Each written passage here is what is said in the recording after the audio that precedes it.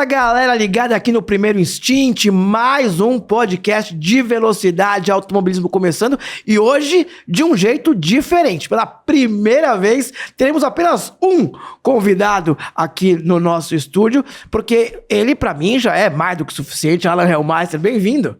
Bem-vindo. Tudo bom? Eu que agradeço aí o convite esse super programa do seu Primeiro Instinct. Que honra, hein? Você já esteve aqui na época do Thiago Mendonça? Já estive aqui, né? Agora voltando com você. Muito feliz. Tá? Pô, eu que tô feliz de ter você aqui. Te convidei 500 vezes pra encontrar, poder trazer você pra cá. Foram 500 convites. Mulheres que eu já saí foram Big Brothers, muito mais fáceis e acessíveis. Não sei qual é a parte da mentira. Das mulheres eu não sei, mas o meu não foram 500 convites. Mas é que a nossa... E nem peguei nenhuma Big Brother também. Mas a nossa agenda, a minha como a tua, uma loucura, né? E Fórmula, e estoque, GT, viagens. Mas... Quantos finais de semana de corridas tem no ano? Olha, sabia que eu não contei, mas eu vou te falar que mês passado fiquei 4 dias em casa. Contando o final de semana, tudo, 4 dias. A Tatiana, como é que ela tá com isso? Nada feliz. Tatiana, minha esposa, tá lá e ela também, uma vida que é uma loucura, também trabalha no mercado financeiro. Uhum. Não é fácil. Eu chego lá, tento acalmar tudo, tento ficar com a minha pequena, que a gente tem uma filha de 3 anos, mas faz parte da nossa vida. Por um lado, não dá para reclamar, que o mercado nosso está muito aquecido. Pelo outro lado, ponderar família, trabalho tem sido um grande desafio para mim nesse momento, mas estamos com novos projetos aí, entre eu e a Tati, assim, vamos ver, ano que vem. Uhum. Eu tava no Dia dos Namorados, eu trouxe a Duda e o Renan Guerra para fazer um podcast especial do Dia dos Namorados, e falamos muito sobre essa questão de como manter um relacionamento onde a gente, você, o Renan e eu, a gente vive, né, esse meio. Eu faço 30 finais de semana de corrida no ano. Você imagina, seu número deve estar perto disso, R$1 a mais, R$1 a menos. Mas como que qual é a parte mais difícil de estar longe da sua filha que acabou de nascer? Se eu não estou enganado, você não estava no Brasil quando ela nasceu. Não, eu tava, foi até engraçado, porque eu tinha passado pela ginecologista antes com a minha esposa. E ela falou, Alan, fica tranquilo. Nas próximas 2 semanas não nasce, pela espessura que tá aqui. Mas aí depois seria bom você começar a se acalmar. Eu falei, bom, então tá bom. Então, combinei com a Tati e falei, olha, amor, eu vou fazer meu último evento amanhã, e aí depois eu vou parar, vou ficar com você. Combinamos assim, acordei à noite, peguei o avião, fui para Goiânia, para trabalhar lá com a Aerobike, pela T-Drive. Uhum. E acordo de manhã, eu só tenho uma foto do chão com água. Ela mandou bom dia. Falei, nossa, meu Deus do céu. E aí? Eu queria matar a médica, né? Que me falou, fica tranquilo que nas próximas 2 semanas, não durou 24 horas. Aí obviamente, o Betinho, todo mundo super entendeu. Fui para o aeroporto, peguei um avião, consegui voltar a tempo pelo sofrimento da Tati, porque ela ficou 12 horas em trabalho de parto. Nossa. Então, sorte que eu estava em Goiânia e não fora do país, e então deu tempo de chegar, acompanhar, graças a Deus, porque é um momento único, assim, né? Ainda mais para nós que temos uma filha só e não sabemos se iremos ter outra. Perder esse momento seria irreparável. Não iria me perdoar. Então, graças a Deus, deu tudo certo. Uma pergunta, se você estava num final de semana de T-Drive, se você tivesse um final de semana de corrida, seja correndo, seja... Hoje você também está trabalhando na parte de engenharia de aquisição de dados lá, né, junto com o pessoal do Meinha. Seja correndo, competindo pela Porsche Cup ou por qualquer outra categoria, ou seja trabalhando. Se você tivesse num final de semana de corrida e a bolsa da Atlético tivesse estourado, você voltava ou você ficava na pista? Olha, se eu estivesse trabalhando, obviamente eu iria conversar com eles e falar, olha, é impossível, não dá para ficar, tô voltando. Se eu estivesse correndo, é difícil, mas provavelmente... Acho que eu provavelmente iria correr. Porque a minha vida ali, a minha filha também mas depois eu tento recompensar. A corrida não dá para voltar. Eu acho que seria isso. Eu acho que seria essa minha... Principalmente se eu estiver numa situação de um campeonato que eu esteja disputando, ou que nem o Endurance da Porsche Cup, que são só 3 etapas. O campeonato é formado por 3 etapas. Se eu perder uma, acabou. Então, Mas eu acho que a minha mulher iria entender. Mas talvez ela fosse ficar um pouco brava pra gente ir conversar com ela. Cara, então, assim, acabamos começando esse papo aqui em cima de um outro tema, mas que era um negócio muito legal, que foi aquilo que eu conversei bastante com a Duda e com o Renan, sobre como levar uma família nessa rotina louca que a gente tem. Mas falando de corrida e falando um pouco da tua carreira, eu queria voltar um pouco lá atrás. Me conta como é que você começou, como é que você resolveu, né, ser piloto de corrida. Eu sei que você deve ter contado essa história 500 vezes, mas vamos contar para essa galera que está aqui acompanhando a gente hoje. Acho que faz parte, né? Faz parte que você tá me convidando, talvez muitos dos teus fãs aí que estão seguindo, certamente seguidores. Te conhecem, mas talvez tenha algum novo, então vou passar rapidamente aí pra gente ir pra algum outro assunto. Eu tô sempre na dúvida, eu olho pra você, pra câmera... Cara, a sua câmera é aquela ali, mas você olha pra onde você quiser. Perfeito, ótimo. Vivemos num podcast livre. Bom, vou olhar pra você. Então, só cuidado com o que você fala. Agora, isso aqui vai virar o meu rap todas as vezes. Carrapa foi censurado pelas coisas que falou, que o YouTube derrubou o programa do Carrapa. Então... pega leve. Não, perfeito. Não, já é da... Você não é o Carrapa. Eu sou um pouco menos polêmico que o Carrapa, né? Mas, bom, falando um pouquinho de mim, eu comecei a andar com 10 anos de idade. Meu pai que me estimulou, a gente tinha um terreno no interior de São Paulo, tinha um cartódromo na cidade de Avaré. E aí, eu olhando lá, me apaixonei, pedi pro meu pai começou a me incentivar, comprou um kart, comecei a andar, dali... Depois, um preparador do chassis falou, vamos levar ele para Itu. Aí, depois de Itu, conheci o pai do Lucas de Grassi. Ele era o importador da Tony Kart na época. Ele falou, menino me parece que anda bem, vamos tentar levar ele para um campeonato brasileiro. Meu pai falou, não, é muito precoce ainda. Ele falou, mas não custa nada, ele tem que ir uma vez para sentir. Aí, ele levou para o Betim 97.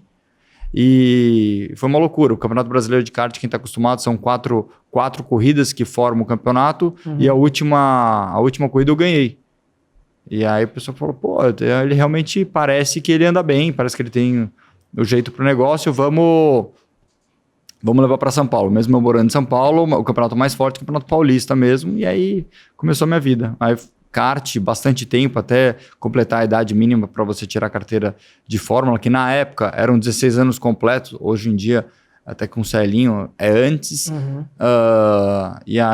Aí depois Fórmula Renault, Fórmula 3, andei na Europa de Fórmula Renault, e aí parti pro GTs, turismo e tudo mais. Onde você gostou mais de andar? Você andou em várias categorias, milhares de categorias. Você andou de Stock Car, você andou de N categorias de GT, Fórmula Renault. Onde você foi mais feliz? Nossa, mais feliz, difícil. São momentos completamente diferentes da minha vida, né? Eu acho que o meu momento que eu morei na Europa, eu morei 1 ano de Fórmula Renault na Europa, sendo 6 meses na Holanda e 6 meses na Itália. Foi bem especial, assim, foi bem especial. Ainda naquela fase meio adolescente, aborrecente, assim, completando 18 anos com 17, morando fora. Sozinho, só que até para Blau tem um ponto que foi interessante, porque na época o Serrinha corria comigo também, só que não na mesma cidade, corria numa outra equipe, numa outra cidade, e a gente tava sozinho, então a gente ficava se encontrando toda hora, ele e o Patrick Rocha. Então foi um ano bem legal, assim.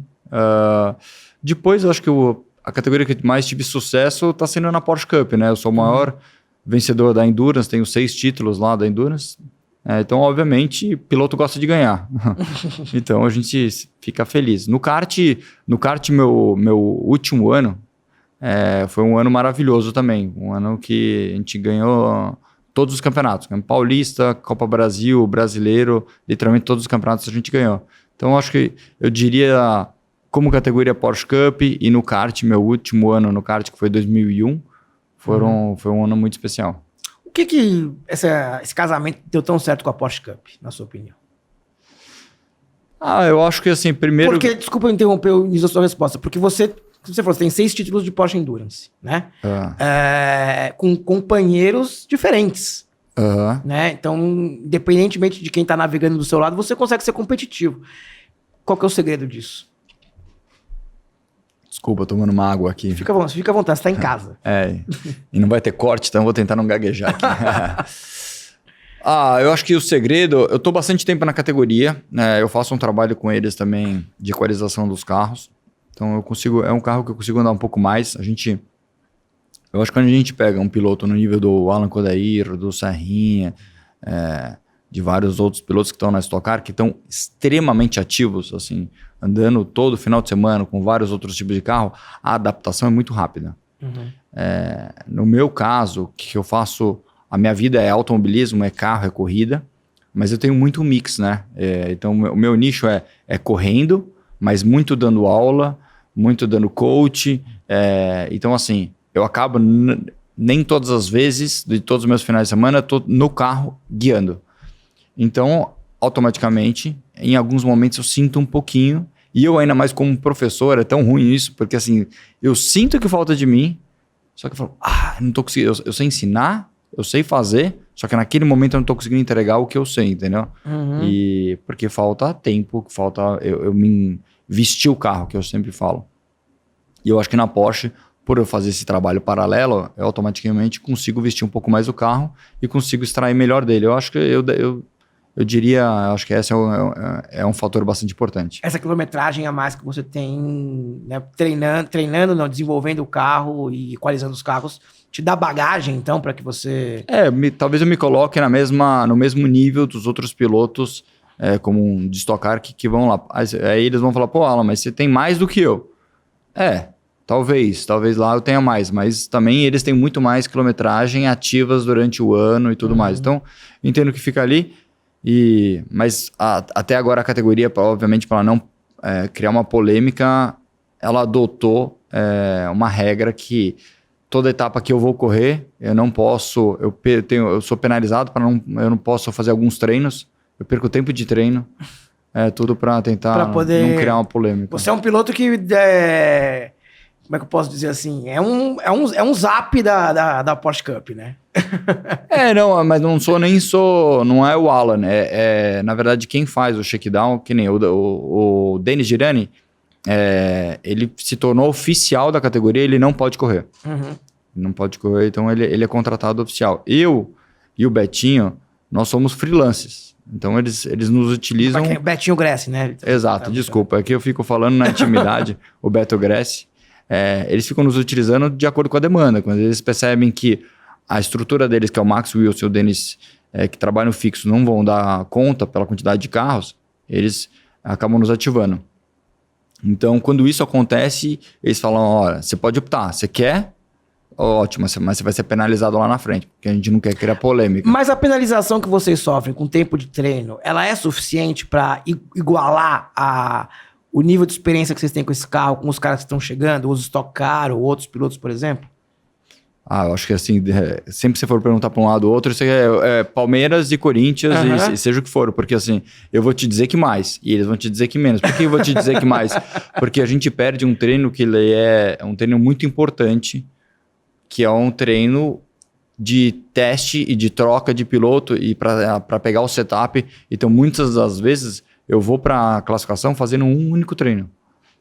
Sendo que tem normalmente 2 treinos de 90 minutos. Uhum. Então, eu chego lá para a classificação com um treino de meia hora, 20 minutos e já tem que classificar. Uhum. Então, pro meu lado, eu acho que é mais. Pelo outro lado, se for perguntar aos pilotos, talvez eles vão achar que é pouco. No fundo, cabe a mim, quando a categoria me chama e coloca as condições, aceitar ou não. Uhum. E a Porsche Cup é um campeonato que você, né, tem essa identificação grande, e é um campeonato que você viu crescer. Você começou a trabalhar com a Porsche quanto tempo atrás? Já? A Porsche tem 21 anos. Eu tô 20, tá fazendo 20 agora, né? Acho que a 21ª temporada, 20 anos de categoria. Então eu tô 19. Eu tô um a menos do que quando começou. 19 anos com a Porsche Cup. Cara, me fala um pouco sobre a evolução desse campeonato. Como é que você acompanhou o crescimento de uma Porsche Cup que nasceu lá em Interlagos, um ano antes de você chegar, com 12 carros no grid, e hoje vai para Estoril, lá, vai para Portimão, lá, que a gente foi a última etapa, com 30 carros no grid isso só para falar da 992. Como você enxerga esse crescimento que a Porsche Cup teve ao longo dos anos? Acho que é muito importante para responder essa tua pergunta dizer que assim, eu não trabalho para a categoria oficialmente. Eu sou freelance. é porque muitas pessoas falam, você está falando tão bem dela, então é porque você é contratado. Eu não sou contratado deles, eu trabalho, eles me chamam, eles me pagam e acabou por aí. Mas, assim, o trabalho que o Denner... No início era o Denner, e hoje em dia ele montou uma equipe que é absurda, assim, uma equipe de elite, que é o Vini, o Marcel, o Enzo. O pessoal consegue administrar e fazer uma entrega para esses clientes que é referência no mundo inteiro. Quando eu digo isso aí, que eu digo com maior propriedade. Sempre na Fórmula 1, costuma vir vários engenheiros oficiais mesmo da Porsche e olha, esse formato não existe no mundo inteiro, esse formato, que é o próprio promotor disponibilizar o carro, fazer o campeonato, sabe? Então o cliente chega lá, ele tem tudo.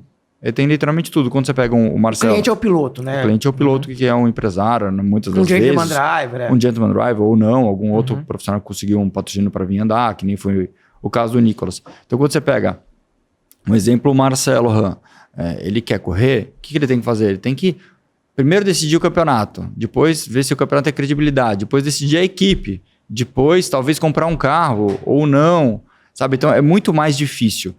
Ali, não. Ali o cara... Com a mesma pessoa, ele abre todas as cartas, ele tem tudo. Então é muito mais fácil, entendeu? Não tem o risco de você ser enganado, de ter uma equipe que te rouba, um campeonato que não vai dar certo, uma equalização que não funciona, porque isso tem muito nos outros campeonatos.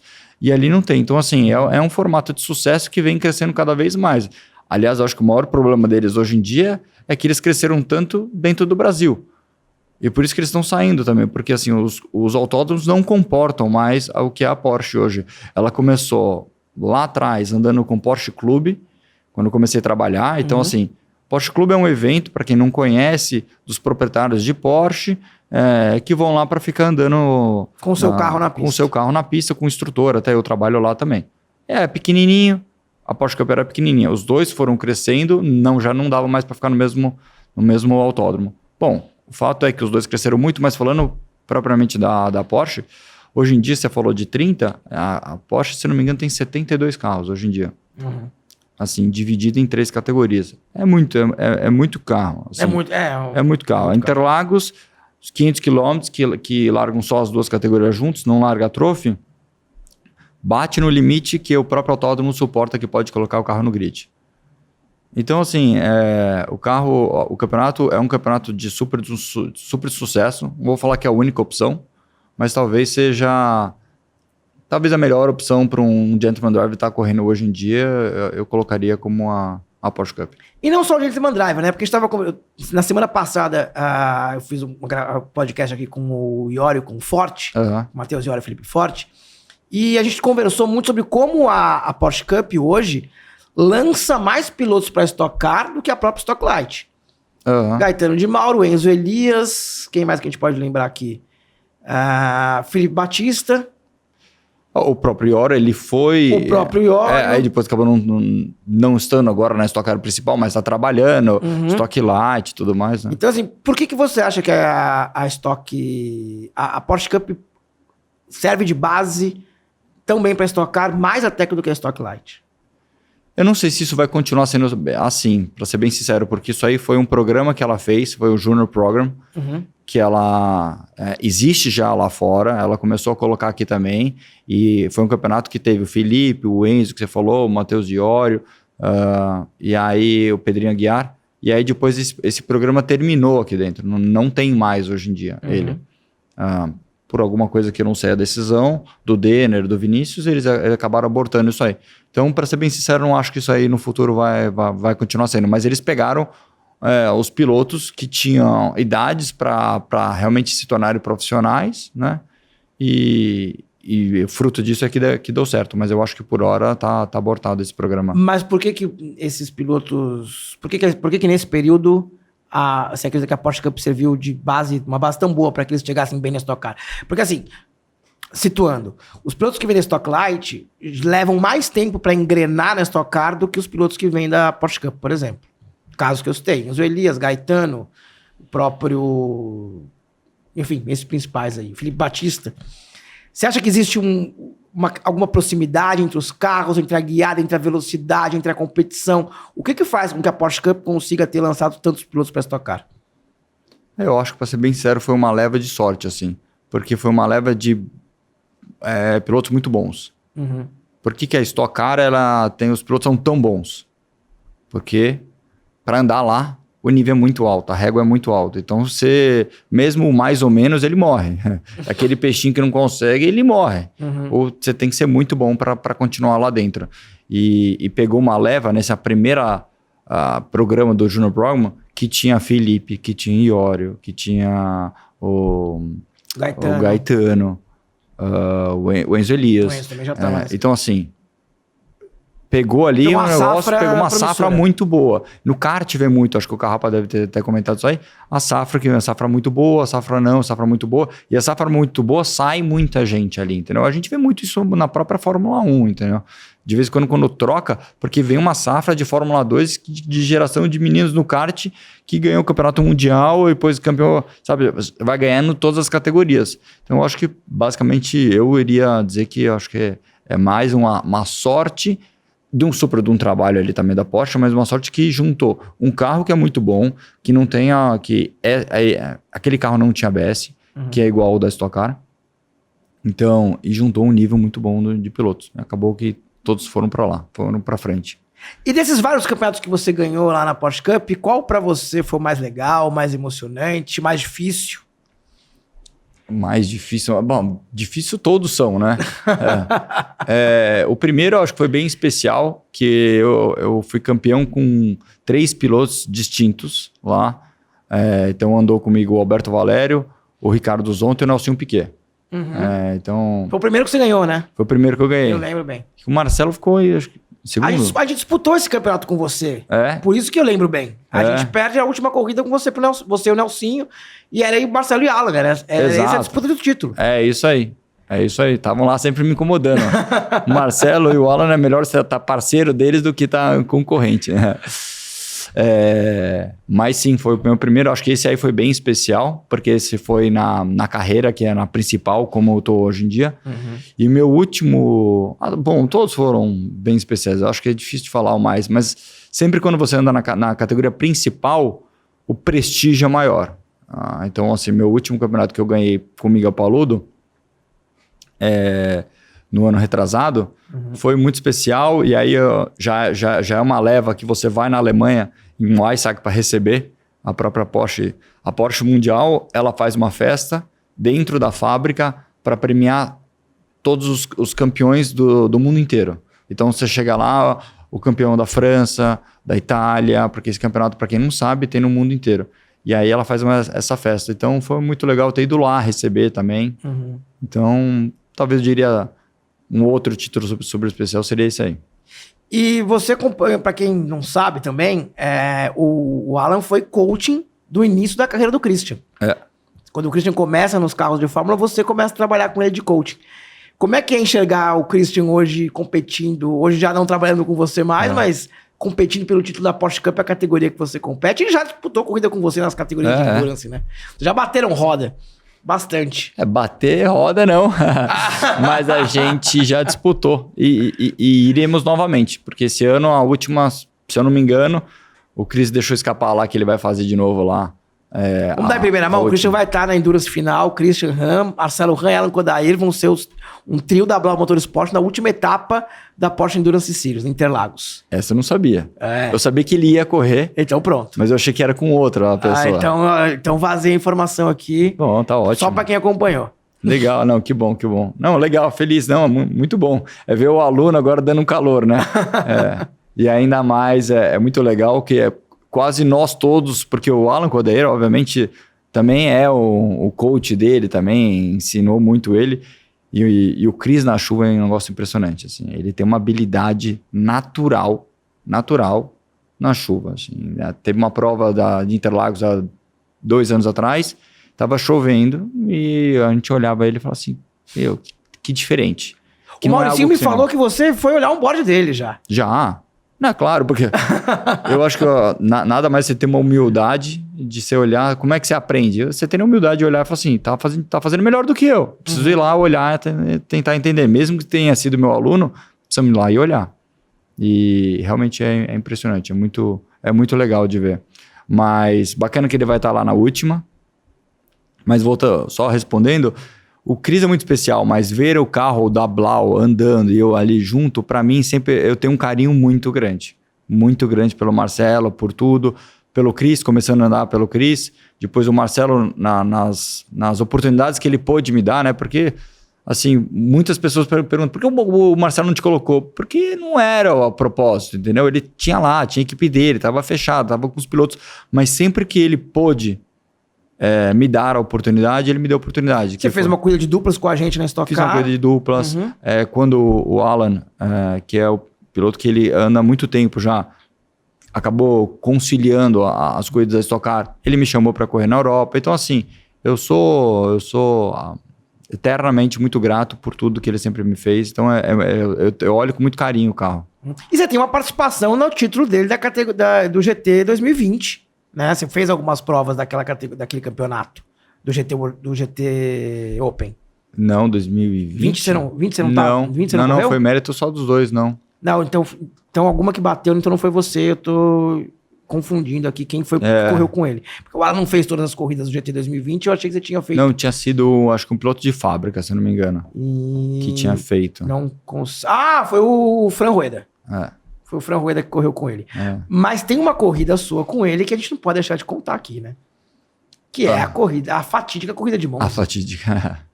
Cara, a gente não vai conseguir rodar imagens aqui, mas dá pra gente incluir depois? Dá? Então eu vou pedir agora que a gente vai estar mostrando aqui algumas imagens desse acidente, dá só uma olhada no que foi essa pancada do Hellmeister lá em Monza. Me conta um pouco desse lance, porque foi na bandeirada, cara. O que você lembra?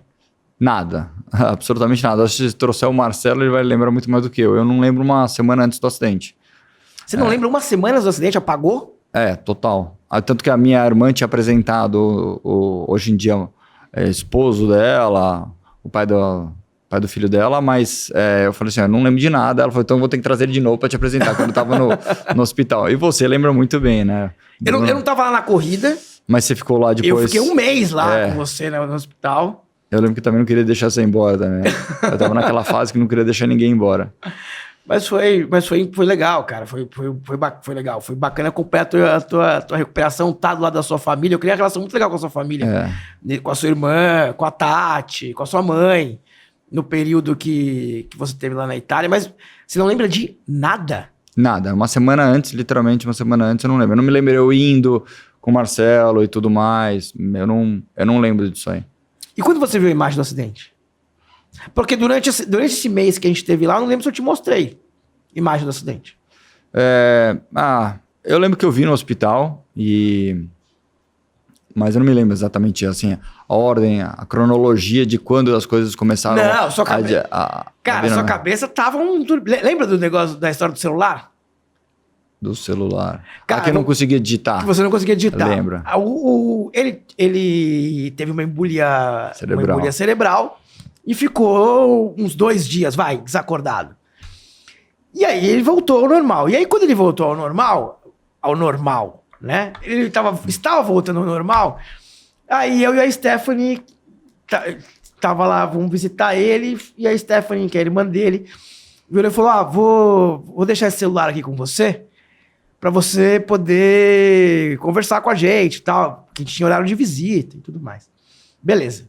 Dia seguinte, a gente chega pra ver o Hellmeister lá de manhã, ele chorando, desesperado, assim, eu nunca mais vou voltar ao normal, eu não consigo digitar, eu sei mexer no celular. Tipo, apagou, você não sabia mexer no celular. E por isso que eu te pergunto, como é que foi esse momento de rever o acidente? Aquilo te chocou? Na verdade não, porque algumas coisas só que eu me lembro bem foi que quando eu peguei, acordei várias vezes, mas na maioria delas eu não lembro eu acordando, mas uma das vezes que eu acordei, eu tava ali, e aí eu olhei e eu não via minhas pernas, né?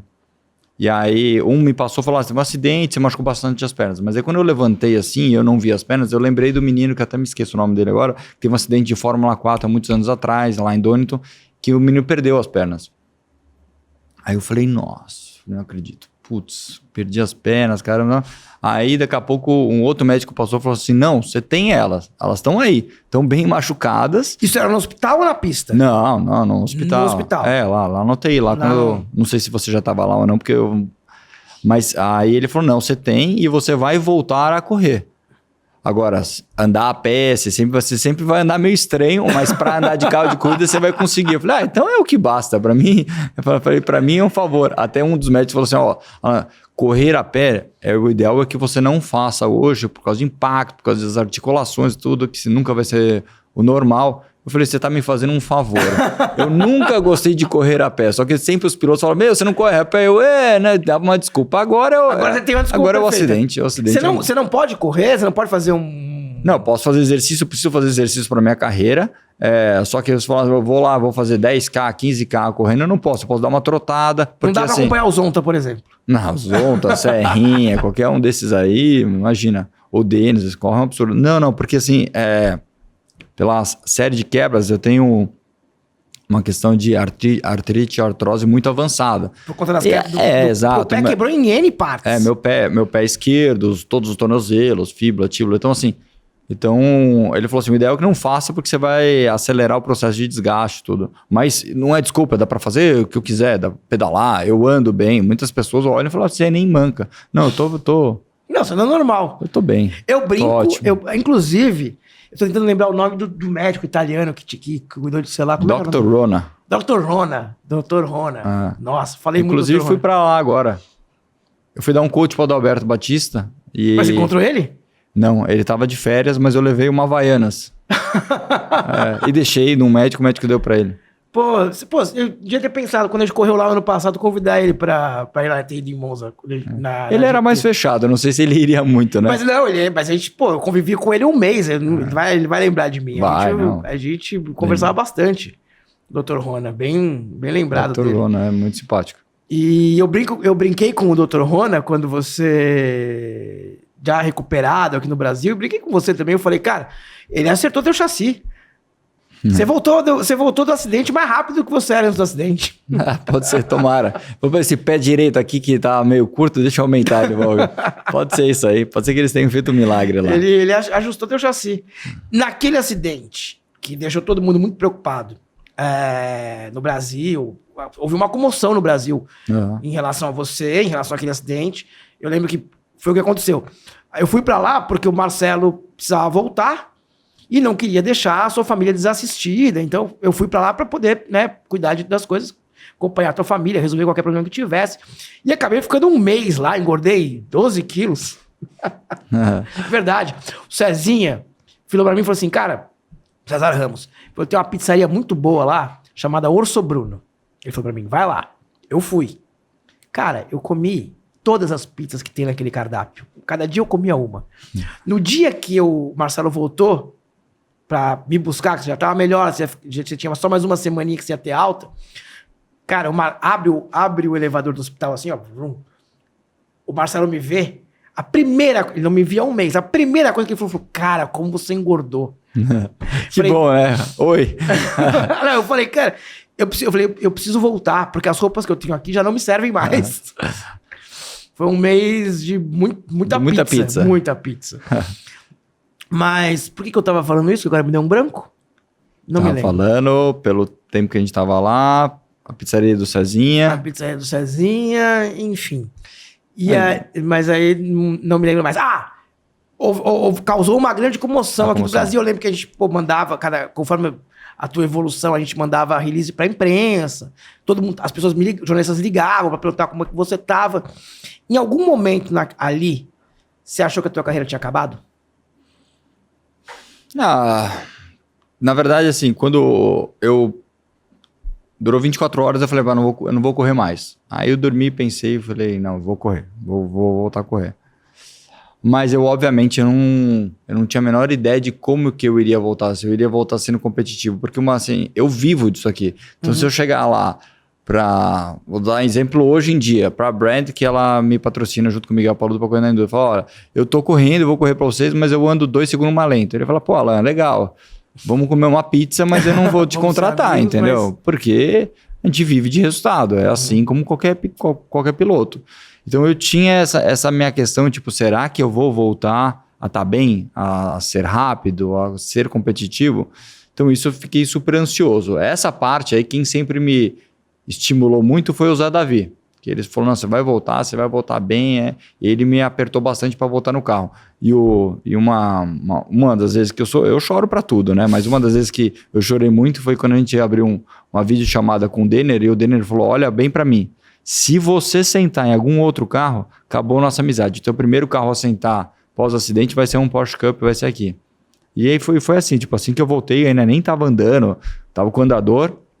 Cheguei lá, tinha um carro preparado com meu nome e tudo e tal. Eu lembro. Aí eu andei e tal. E já andei assim, sei lá, acho que eu andei na época...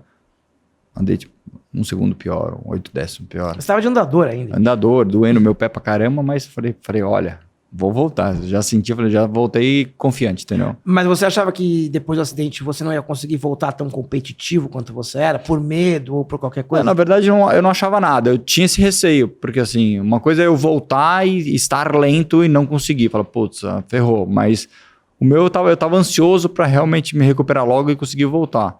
Então, para isso, eu me dediquei bastante. Assim, me dediquei, eu na parte física, o Vander cuidou muito de mim. O Vander é um super de um personal trainer que treinou vários pilotos aí. E ele abraçou dois físios aqui, foram assim, magníficos comigo. Treino, eu fiquei morando na casa da minha tia, porque é casa e não é prédio. Aí ele montou meio que um quarto hospitalar lá para mim.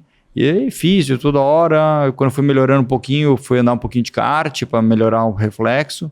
E aí carro. Então fui fazer um processo do começo. Mas, então, de novo, não é que eu tinha medo, mas eu tinha um receio, estava ansioso para saber se eu ia estar competitivo ou não.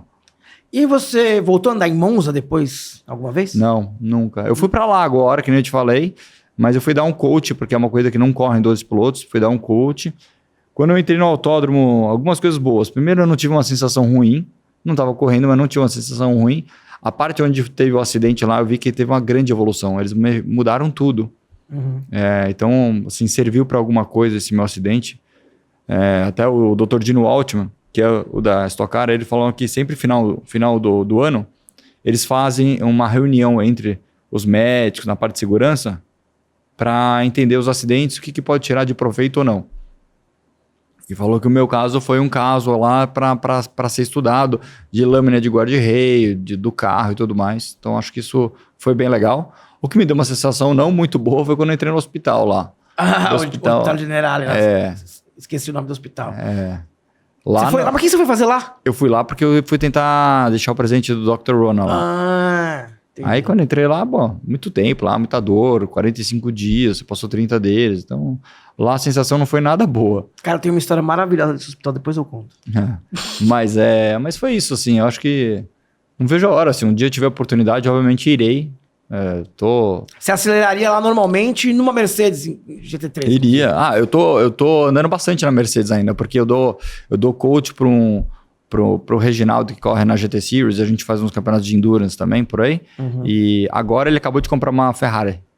Mas ele tinha uma Mercedes e eu tava andando.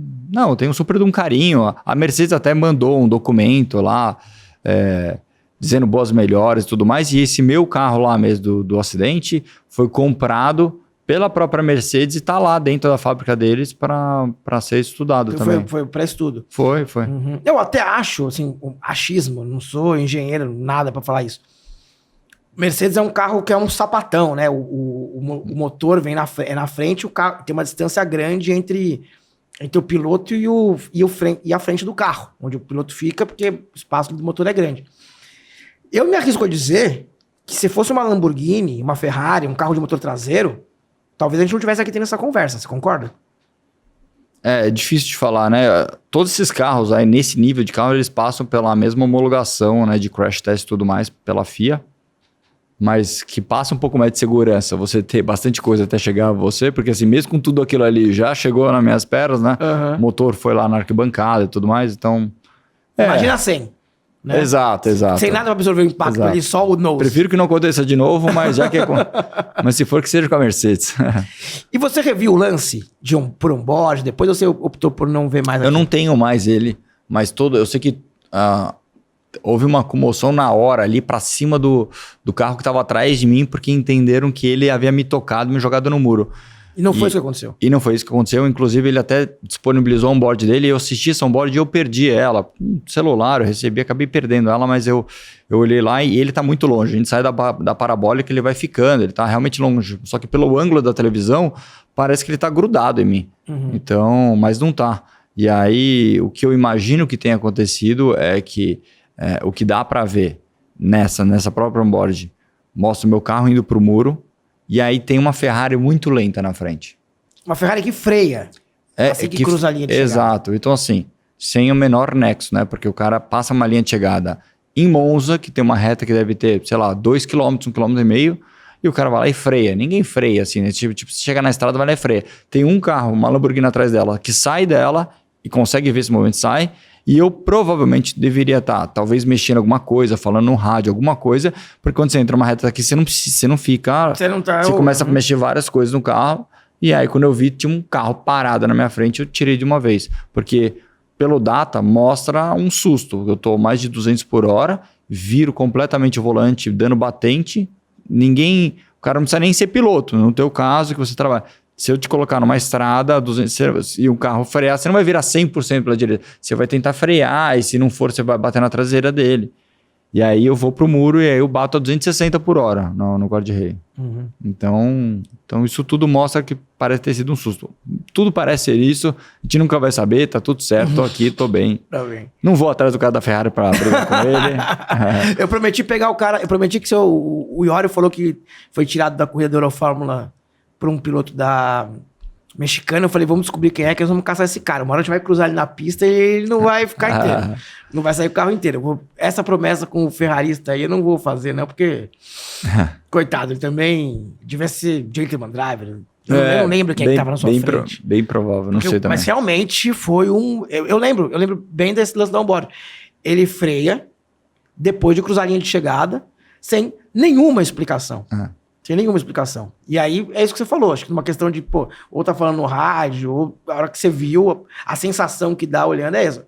Tipo, a hora que você viu, você vai tirar. E a hora que você vai tirar, acabou tirando demais, né? E acabou indo direto pra fora. Mas pra gente sair dessa história do acidente, deixa eu contar a história do hospital, que a história do hospital é boa. Vamos. É uma pena que o Nicolas Furão... Parte boa do hospital. Cara, teve um dia... Não, você falou já que o Nicolas era pra estar aqui e furou, né? Pera aí. Que eu liguei pra ele. Vamos ver se ele acordou? Acordou. Pera aí. Aqui, ó. Eu vou ler a mensagem aqui que o Nicolas me mandou. Nem sei se eu poderia. Puta que pariu, Bruno. Eu acabei de acordar. Tava com 2 da tarde na cabeça. Perdão. Não dá tempo de ir ainda, dá? Vamos tirar uma foto pra ele aqui. Vou mandar pra ele. Vamos fazer assim, ó. Vou fazer um negativo pra ele aqui.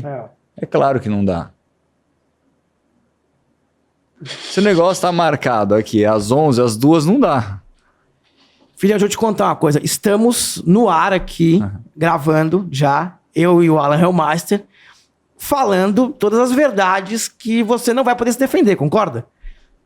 Bom, você sabe que eu já não jogo muito ao seu favor, né? Mas agora, ainda menos. Você não tá me ajudando. Valeu, Carioca. Eu imagino que a noite pós-WEC tenha sido fantástica, para que você apareça ao 12h37 dizendo que acabou de acordar. Espero que você tenha aproveitado a sua noite para dar esse cano na gente. Se você voltou para casa, pro hotel e dormiu sozinho, nem me liga mais. Abraço. Bem provável que ele não vai te ligar mais. E depois disso nunca mais falei com ele. Mas essa história que eu vou contar, ele tava esse dia. Ele foi muito legal comigo lá. Cara, ele ficou vários dias lá, ele né, acompanhou, teve ao seu lado ali, né, te apoiou. Muito por ele estar lá, ele tava correndo. Ele tava correndo aquele final de semana. Né? Ele tava correndo. E ele também domina muito bem o italiano, né? Então isso também... Um amigo tava lá, eu queria, você sabia, né? Eu não queria largar ninguém, né? Não, eu sei. Eu tava numa fase que eu queria, quanto mais gente ali, me sentia mais seguro. E aí teve um dia que era um final de semana. Foi o Nicolas, tava lá, tava o Nelsinho com uma namorada, inclusive, se eu não me engano, o Nelsinho Piquet, tava sua mãe, tava a Stephanie, cara, tava todo mundo. E o O quarto dele já tinha saído da UTI.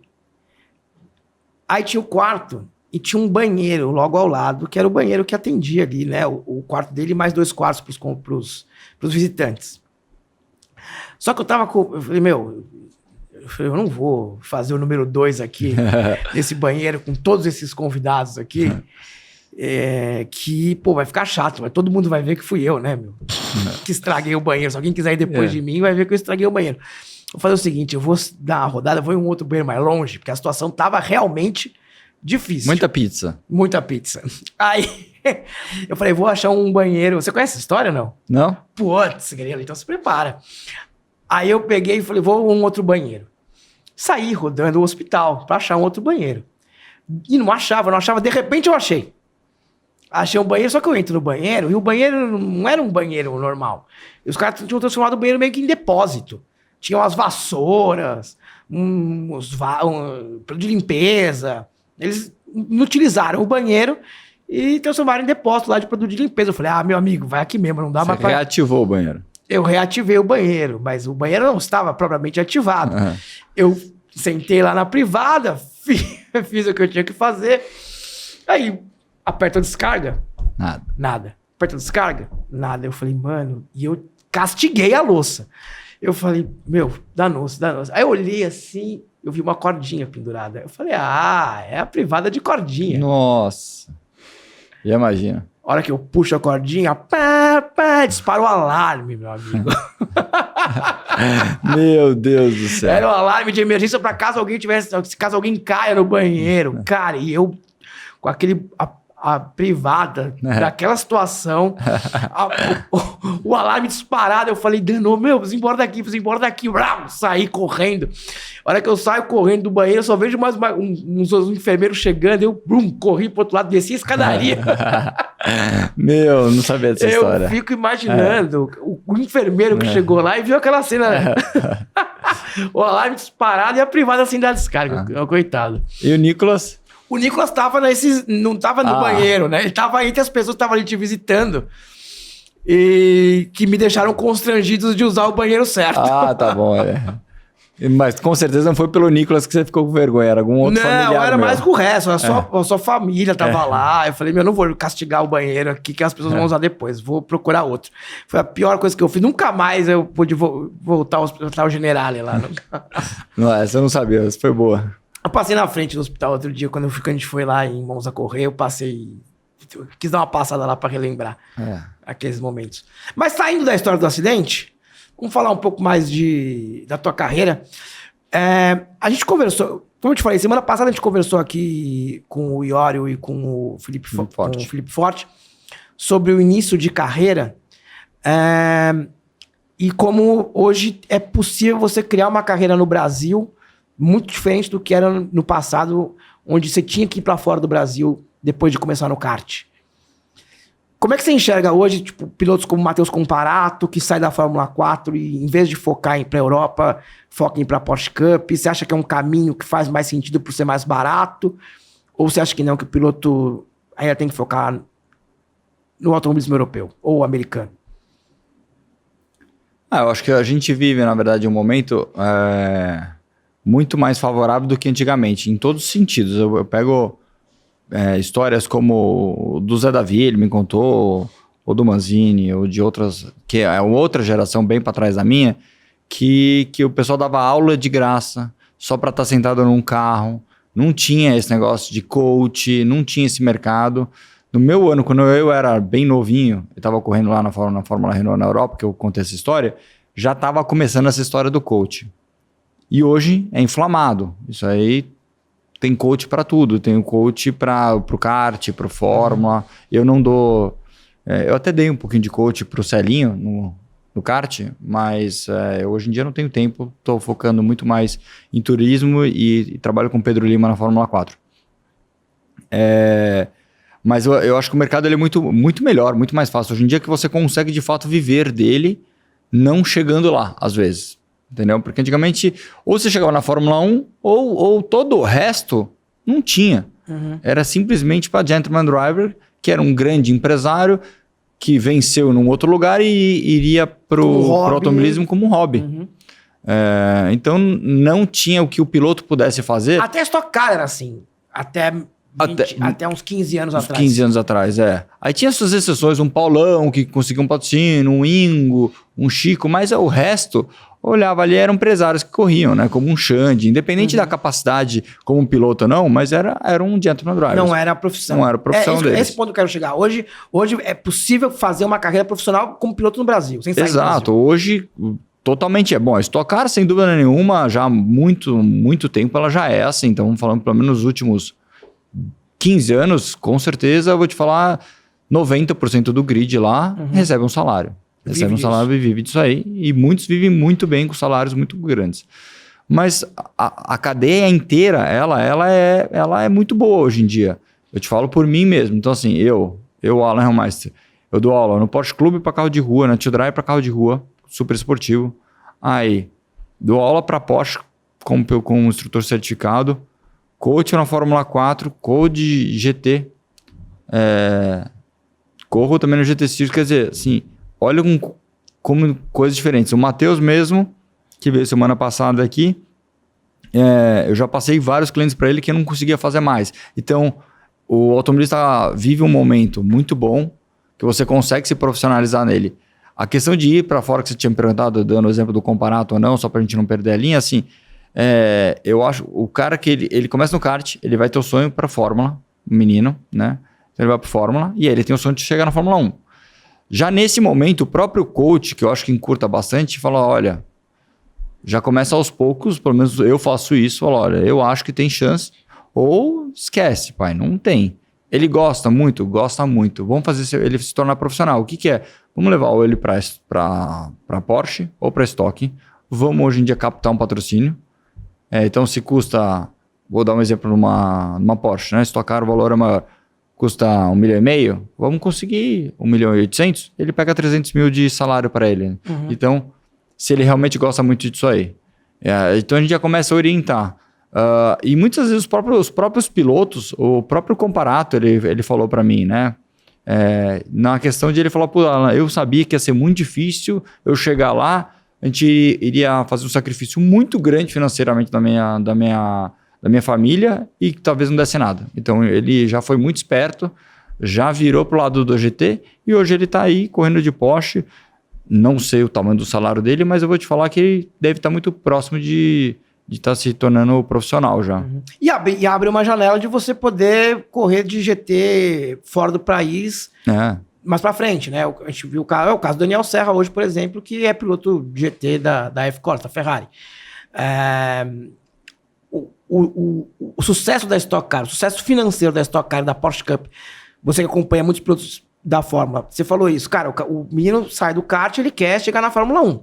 Mas você acha que hoje, com o sucesso da Stock Car, com o sucesso da Porsche Cup, a molecada já não tá mais olhando só pra Fórmula 1 e pensando em sair do kart e fazer uma carreira nessas categorias? Mas é que pela situação hoje em dia, tem isso, antigamente não tinha. Antigamente isso. O menino fala assim, eu preciso chegar na Fórmula 1 para ver isso aí.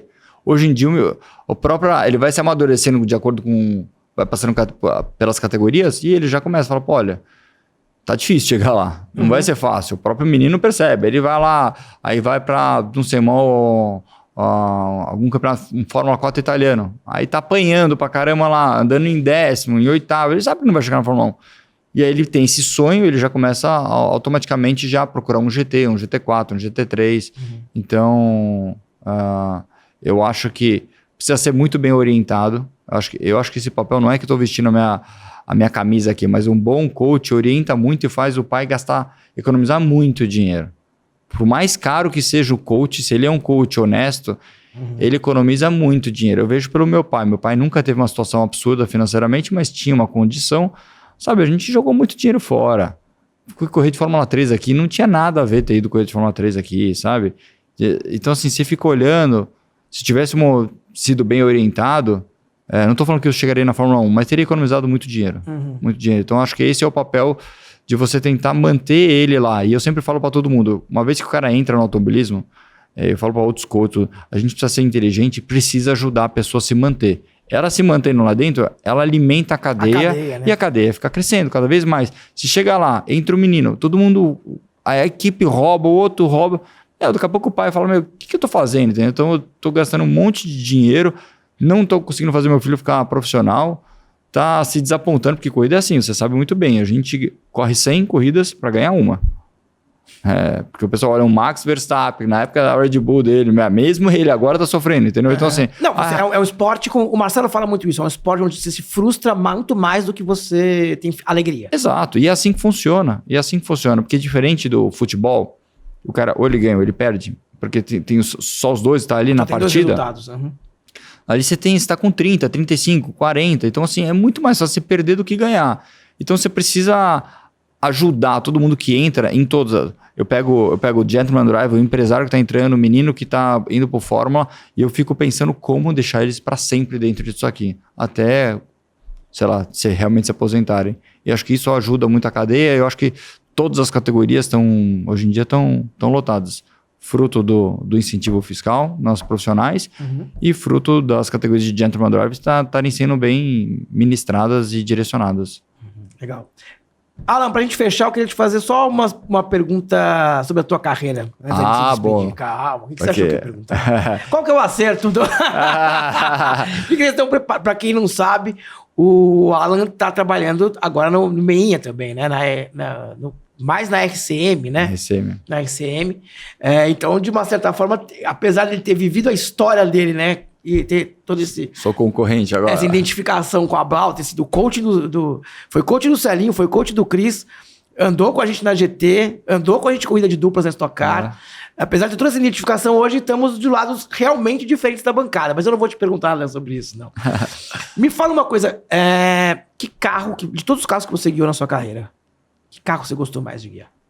O carro que mais me impressionou, de eu entrar e falar assim, que maravilha que foi feita, foi, bom, o Marcelo e o Alan conhecem bem, mas a 296 GT3.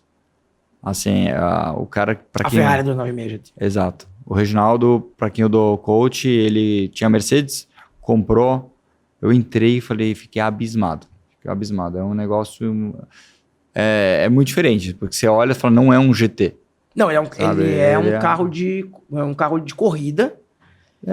Porque o GT, GT3, GT4, você vê que é um carro de rua, aí o de GT3, o GT4 ainda tem várias peças como treino de suspensão, amortecedor não, mas várias peças, câmbio, que é de rua. O GT3 já bem menos. Então já tem câmbio de dente reto, já os treinos de suspensão já 100% de corrida.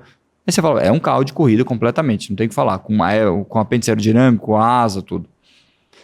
Mas eu andei até numa categoria chamada Renault RS01, que faz um tempo já, tinha efeito solo, para quem gosta e acompanha bastante, efeito solo é um negócio super, que Fórmula 1 muitos anos atrás tinham.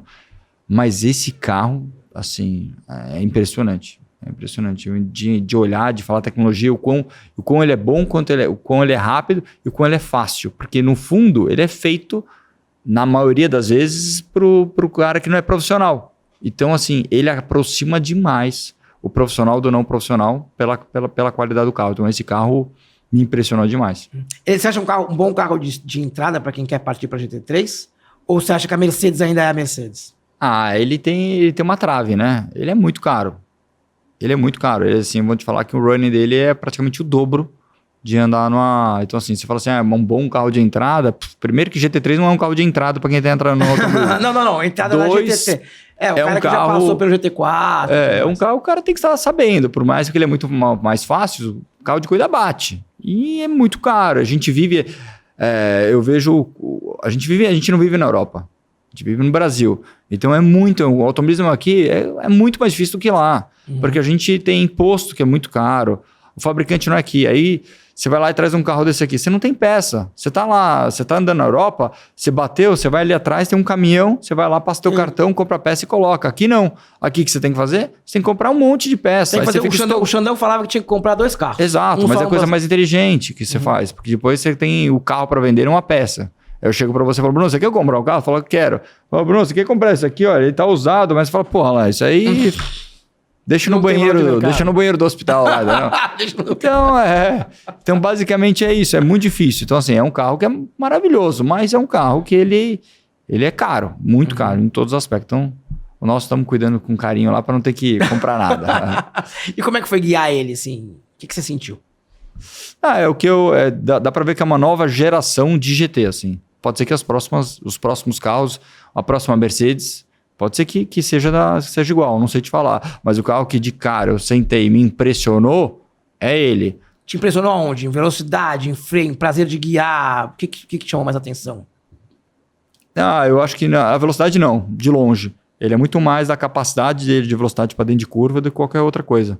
E aí todo mundo olha e fala, Alan, vai ser um carro mega difícil. Olha a asa dela é super pequenininha.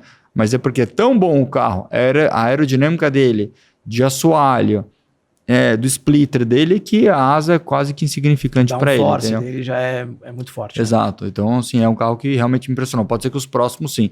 Da Porsche Cup, eu andei em várias gerações, 996, 997.1, 2, né? Essa última geração, ela deu um pulo. Uhum. Porque aí, se a pessoa me perguntar, então ela é melhor? Não tem nada a ver. Porsche Cup não tem nada a ver com GT3, né? O Porsche que compara essa Ferrari é o R. É um outro carro, outro valor, entendeu? Mas da escadinha que veio subindo, geralmente você sempre pensa a mesma coisa, né? Subir um degrau, mais um degrau. Esse é a 992, são vários. São vários perto do outro, assim. Um carro, eles evoluíram bem. Não sei se a 992.2 vai ser a tamanha evolução. Vem, né? Chegou no que vem, né? Não pra gente. Não pra gente? Não pra gente. Achei que pra gente no ano que vem já ia ter. Vai pra Super Cup e aí depois mais um ano vem pra nós. Então vem pra 2027. 2027. Bom, eu tô falando pelo que eu ouço, eu não sou porta-voz da categoria, mas pelo que eu sei é isso aí. Eu achei que era pro ano que vem já então tem mais um aninho de espera, mas... Guarda o dinheiro. Aplica ele, daqui a um ano você gasta. O meu não dá pra comprar nem essa miniatura aqui, meu irmão. Boa. Eu vou me contentar com esse daqui, que tem meu nomezinho, eu estou cara antigo. Tô feliz com esse aqui. Boa. Alan, obrigado. Eu que agradeço. Por ter vindo. Desculpa ter te feito esperar meia hora. Pra quem não sabe, eu deixei ele meia hora esperando na porta aqui, porque eu tava gravando, a gente tava com outra gravação antes. Ele quase desistiu, eu fui buscar ele lá na avenida já. O meu sobrenome é Helmeister. Você marcou comigo 11, 10h59 eu mandei. O Bruno não só não cumpriu o horário, marcou, me passou o número... O endereço errado. 235, aqui é 325, eu fiquei lá na frente e falei... Não, eu vou... Pode colocar essa foto do que é o 235? Onde eu mandei os convidados? Tá aí a imagem. Né? É um cativeiro. Coitado, é um lugar mais simples, mas assim, não tem nada a ver. Aí não me respondia, mas tá tudo certo, estamos aqui, gravamos e espero que vocês tenham gostado de dividir um pouquinho. Pra mim foi um prazer poder bater esse papo com você, sabe? Um cara que eu gosto muito de você, viveu uma aventura louca lá na Itália. Especial pra vocês. E você sabe que eu tenho guardado o troféu daquela corrida, né? Você não quis de volta?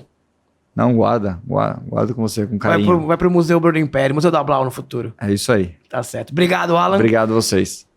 Valeu você por ter acompanhado até agora. E semana que vem estamos de volta com mais velocidade aqui no Primeiro Stint. Um abraço.